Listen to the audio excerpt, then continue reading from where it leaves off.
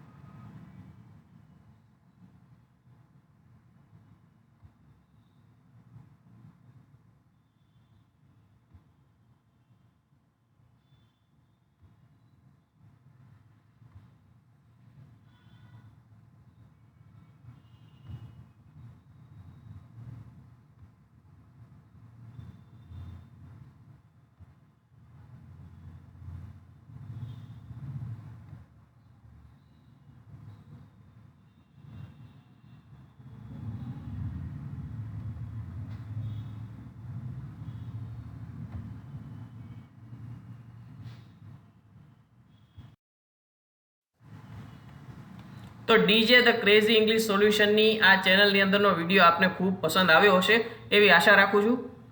YouTube મને બતાડે છે કે તમે વિડીયો તો ખૂબ જ મન ભરીને જુઓ છો, પણ હજી સુધી તમે મારી ચેનલને સબસ્ક્રાઇબ નથી કરી તો ચોક્કસ એને લાઇક, શેર અને સબસ્ક્રાઇબ કરો અને બેલ આઇકન દબાવો, જેથી કરીને આવા ને આવા વિડીયો સુધી તમે ચોક્કસથી વહેલા પહોંચી શકો.